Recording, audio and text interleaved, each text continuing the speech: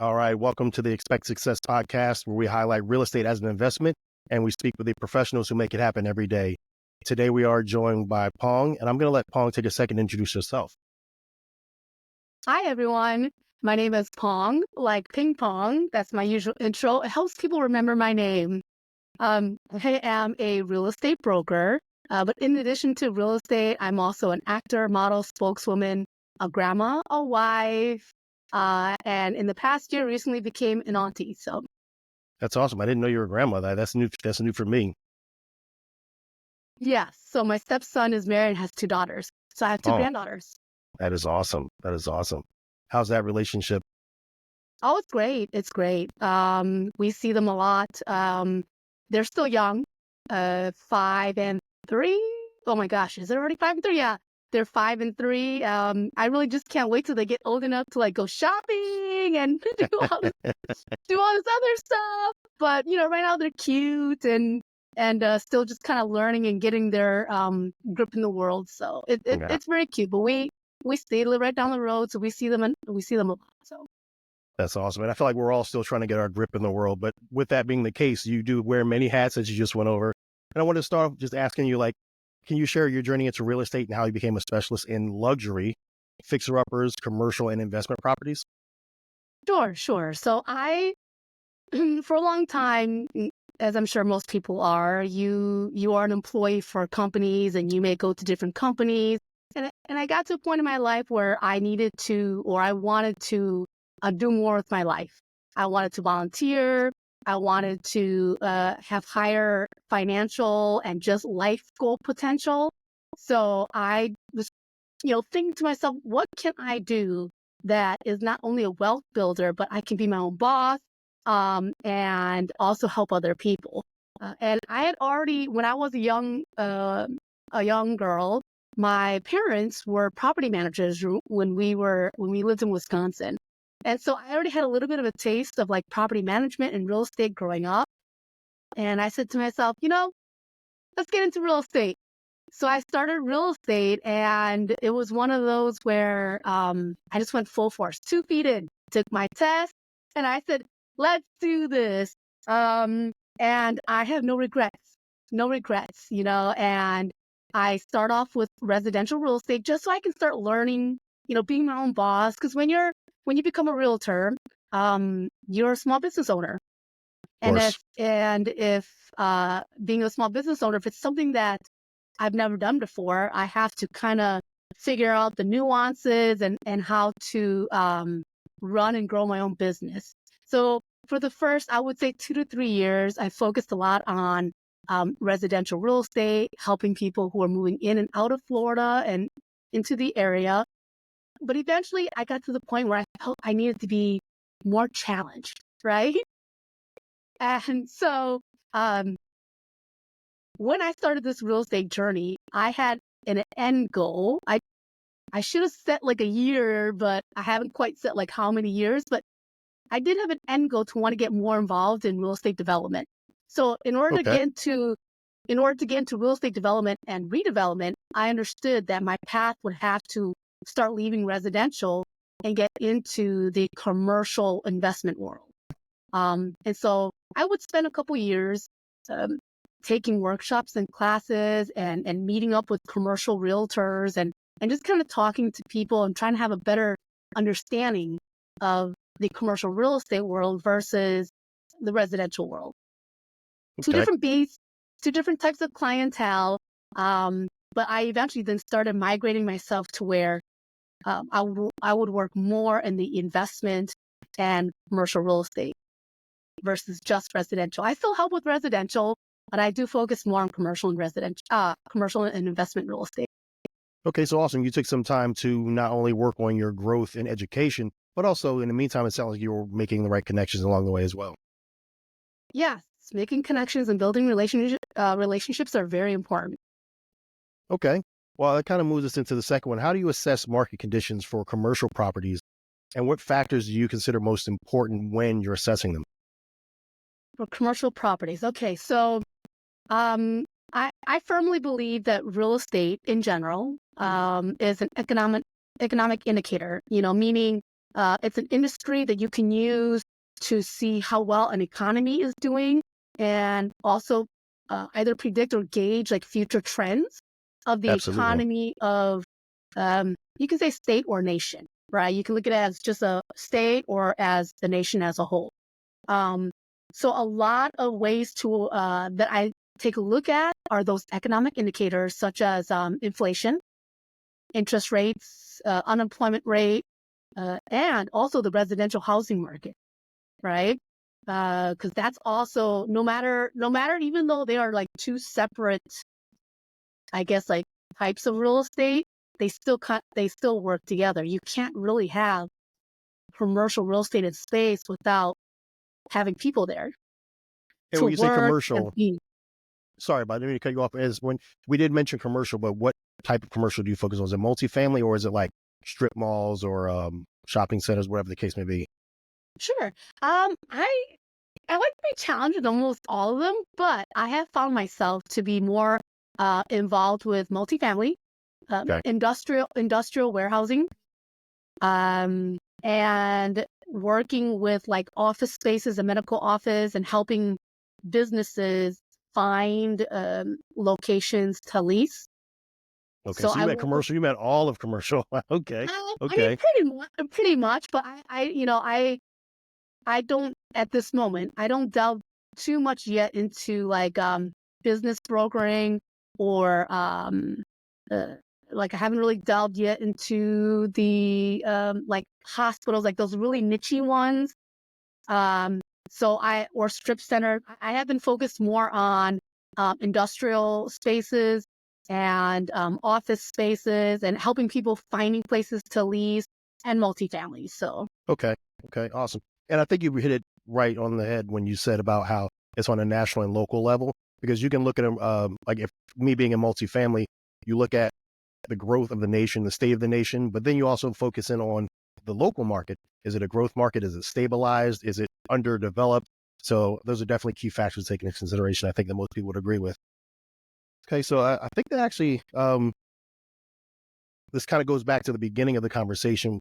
How do you approach building relationships with clients that you're looking to work for? Because I know you were started off heavy as far as making the connections and building the right relationships as far as getting into commercial and multifamily. So how do you do it as far as on the buyer side? sure. So I have to confess, I hate cold calling and I hate cold leads. And I know that I'm not the only one, right? So Not at in all. order for me in order for me to avoid cold calling and working with cold leads, which hey, it happens, right? It happens. I don't mind it. If I have to do it, I do it. I do what I need to do. But to avoid it though, I build the relationships by building connections and relationships with other realtors, especially residential real estate realtors. Because a lot of the Oh, residential real estate realtors, most of them don't want to deal with commercial, right? But a lot of times they work with people who um, own a business, right? Or they have a company, or they work in a company that needs something else that has to do with commercial. So it's it's really important, I feel, as a commercial realtor to also build relationships, not only with other commercial realtors, but also with residential realtors. And then I also focus on building relationships with the people who are already talking to my target audience. how so? So for example, I build relationships with financial planners, CPAs and accountants, general contractors. These are people who are already dealing with the investors, right? They're already dealing with the big companies. So if I build and continue to nurture relationships with them, that's how you get people who can refer potential clients, right? And it becomes more of a warm lead versus a straight up, I saw your number on the internet and I called you type of lead.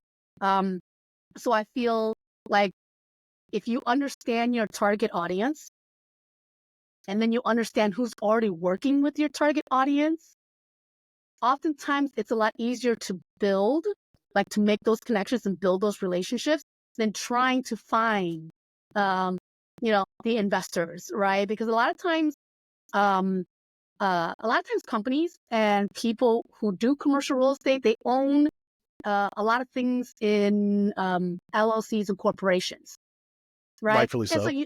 so a lot of times it's hard to try to find like the direct link to the person who makes the decision. So Yes. if you build the relationships with the people who may already have the direct link, or at least has someone that has the direct link to the decision maker, it's a little bit easier, right? And plus now you also, in the same time, you're building your list of resources for your client. Now I also have a list of resources of, financial planners and accountants and general contractors, all things that people in the commercial realm will want or need. So Absolutely. And that goes, you obviously have a smart business plan because even again, being in multifamily too, I try and be in the room with those same people, even title companies, because there are the ones that already have relationships and it's instant credibility. If they hand it on, we all know, we all work, in businesses that a referral is instant credibility. So even if it's automatically a warm lead, may not be hot, but just because of that little bit of shared relationship, it just makes it that much easier. So very well thought out and obviously a good game plan as far as way to go. oh, thank you. And when it comes to commercial real estate too, I know that maybe a lot of people don't necessarily utilize social media as much, but I have found great success in utilizing Facebook groups, Yes. and Yes. building relationships with other like real estate brokers and real estate agents out of the state of Florida, since we live in a state here that people bring their business or they move to a lot. It's important to build relationships with other people in other states. So I find that by me um, uh, building relationships and also like sharing my knowledge of the area so that people see that I am versed, that I've lived in Florida Of since course. 1997, right? Because most people like to see, well, how long have you lived in Florida? How well do you know the lay of the land? You know what I mean? But when you just interact and engage with people in different Facebook groups, and of course, I choose Facebook groups that would be more conducive to, helping the real estate career versus just random. I mean, there are a couple of random fun ones, but when it comes to real estate, you kind of choose the ones that you feel would be more conducive to helping you grow your business, right? And I find that all you have to do is engage. You don't have to always say, hey, I'm a realtor here. You know what I mean? You kind of just engage, you share information, and people start interacting with you. And once they start already, they see your face and know you, that's already a warm lead right there, And so I found much success in not only Facebook groups, that's my number one, and the second one would be LinkedIn, utilizing LinkedIn. So Just piggybacking off of that, I've found that LinkedIn is more targeted as far as the audience that I want to reach and the right connections. I do utilize Facebook groups, but when you initially join a Facebook group, you have to weed through a lot of the offshore that's pretty contractors. cool. They are generally the most aggressive and the most willing to have the conversation with you and message you. And it's usually they're trying to sell a service, a list service or skip tracing, whatever the case may be. But you always have to weed through that to get to the actual ones that are going to be mutually beneficial to you and the other person, which I've been doing that recently. And it took it was a little frustrating at first, but I got to the point where we're actually making good connections with loan brokers, multifamily brokers. So I understand that strategy. And have you Good. run into that too? You have run into that frustration with the I aggressive, mean, so I don't know if I've ran into really aggressive ones. But without first knowing what an actual group is about, if I see a title and if it allows you to read the description, if I feel like this might be a good group, and I'm allowed to join, right? I'll join and I'll kind of check it out, right? Normally I'll give it at the most couple weeks or so, 2 to 3 weeks, right? And if people aren't really posting, or if they're just posting stuff that really is, you know what I mean? Not not really relevant. something, yeah, not really relevant, then I tend to exit those groups, right? So I know maybe 2 to 3 weeks might not be enough, but I feel like if a group is not active in like 2 to 3 weeks, then the group may not necessarily be what I need, right? It could be for other people, but not what I need. So I do find myself going in and exiting, right? I have maybe 3 core like real estate type Facebook groups that I've kept for a while now, where I've been building in relationships and engaging. And then some other ones I kind of just will try to find the right fit. Because trust you me, just like you, yeah, there's a lot of these real estate Facebook groups where they're really just looking for realtors so that they can sell, Yes. services, right? And Yeah, but I those don't knock the those hustle, groups but I exit really quick. yes, yes, I don't knock the hustle, but it does get a little annoying at times. Yes, Let me I ask you agree. here: how do you guide your clients through the process of purchasing a fixer-upper to ensure that they make a sound investment based off of their needs and their criteria? Okay, so typically when I first meet someone, whether it's warm or cold, there's always a conversation to be had, whether it's over the phone, virtual like this, or in person. If they're able to do it in person, I prefer in person, right? That way I can watch their body language and kind of really watch the person, look at them when they're speaking and whatnot. Um, but there's always a consultation. Right. As someone who's a service provider and helping someone else, I need to understand their goals and their needs, because every investor I find is unique. I mean, everyone has the same end goal, right? Make money, The money, of make course. money, build a legacy. For many of them, it's build a portfolio or change out their portfolio. So the end goals when it comes to investing and commercial real estate is typically the same, but each investor still has their own individual needs and goals. So I sit and have a very candid conversation, because I don't like to waste people's time, and I don't want to waste their time, and I don't want them to waste my time. Of Because course. if we're not the right fit and we're not walking the same way to align the same goals, then they may need a different realtor, or they may need to slow their roll, right? And maybe do a little bit more research on getting funding and whatever else that they might need in order to actually start um, uh, uh, investing, especially in fixer uppers, right? And so first, we have a conversation. I have to understand their end goals. I have to understand also their experience. Are you new? Are you brand new at this, or have you been working with fixer uppers for a decade or so, right? Um, so understanding their experience also allows me to how I have my conversation, right?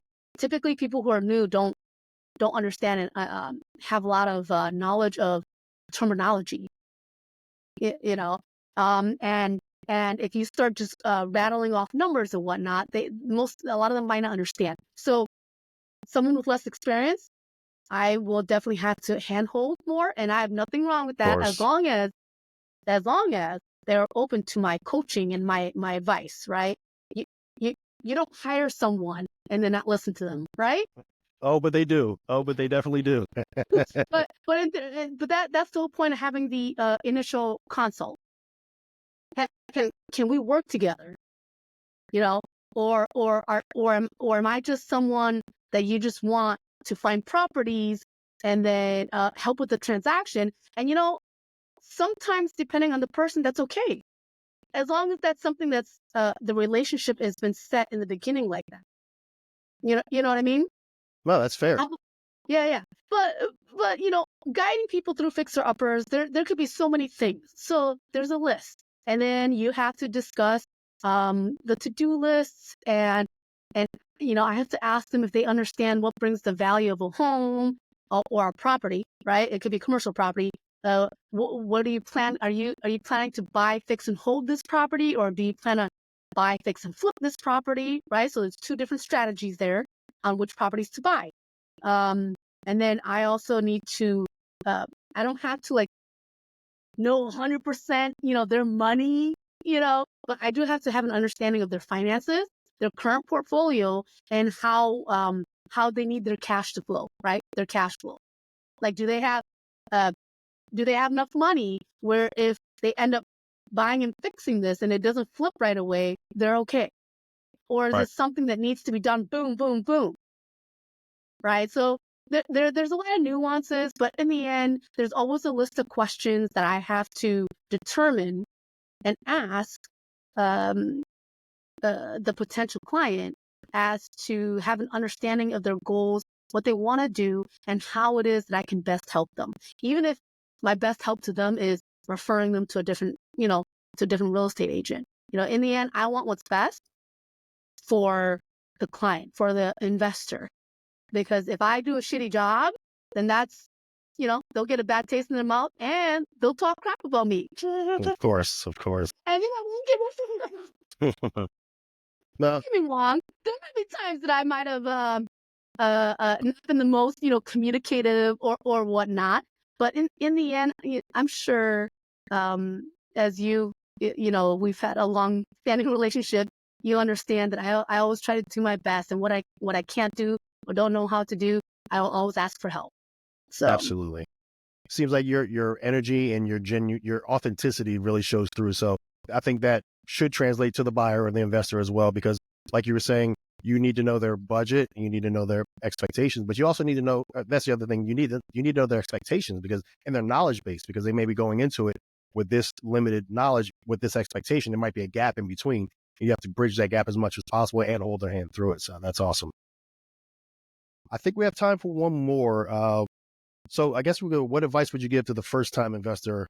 We just did that. We did actually just do that. I'm sorry about that. Well, I can just expand on that then. Yeah. Okay. Yeah. What advice would you give the first time investor looking to enter the luxury, commercial, or real estate market? Sure. So if it's their first time ever, I do ask them to have a plan, like a business plan, even if it's like a skeleton type. It doesn't have to be detailed, but just like I always tell any small business owner, if you're going to start a business, what is your business plan?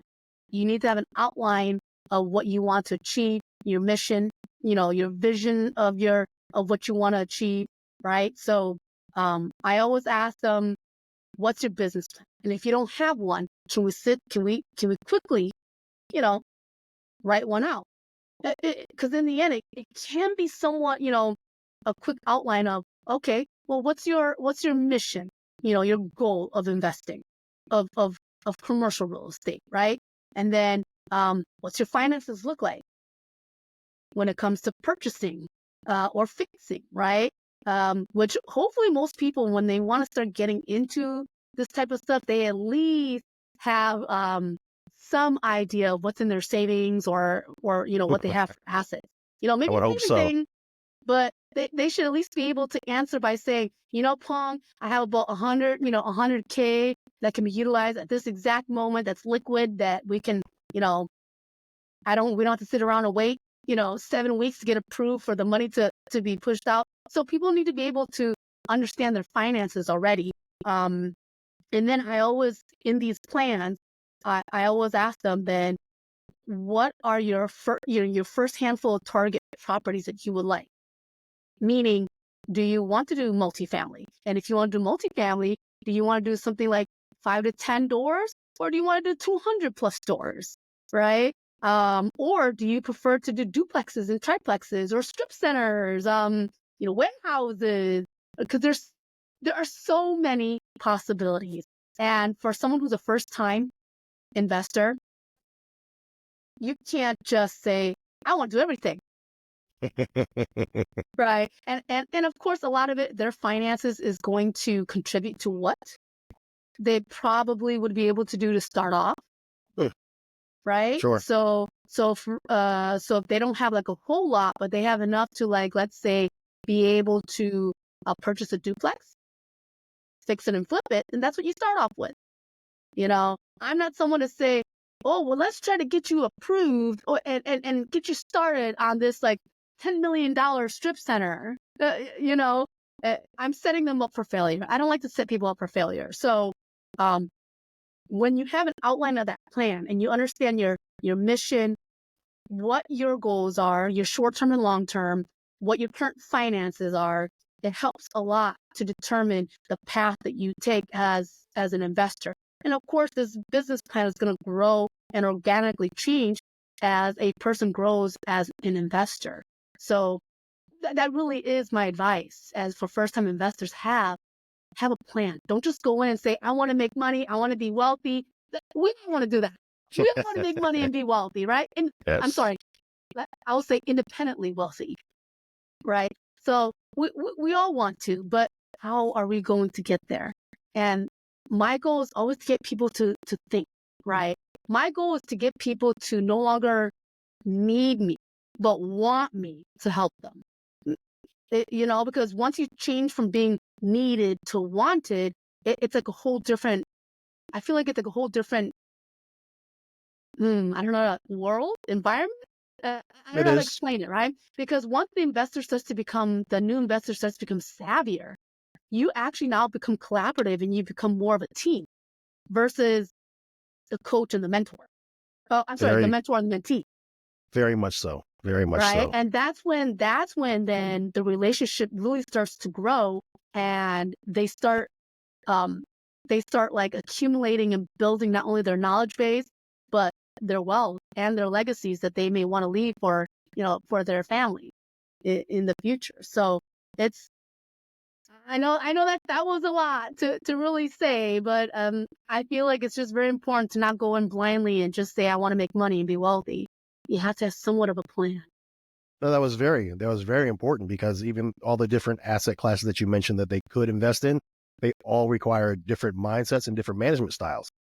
Managing a duplex is far different than managing 100 units. Managing 100 units is different than managing a strip mall. So those all Yeah. require different amount of attention, focus, and capital, whatever the case may be, in different ways to take down those deals. So, and as they grow with you and they become more savvy, then they can start applying that knowledge base and the partnership to expand in different areas to expand the portfolio. So I don't think that was wasted at all. That was absolutely very helpful. Well, Good, good. we are just about out of time. So before we wrap up, though, what's the best way for people to reach out to you to either work with you, follow you, connect with you? However, Oh, okay. I think the easiest way is to either call or text me or send me an email.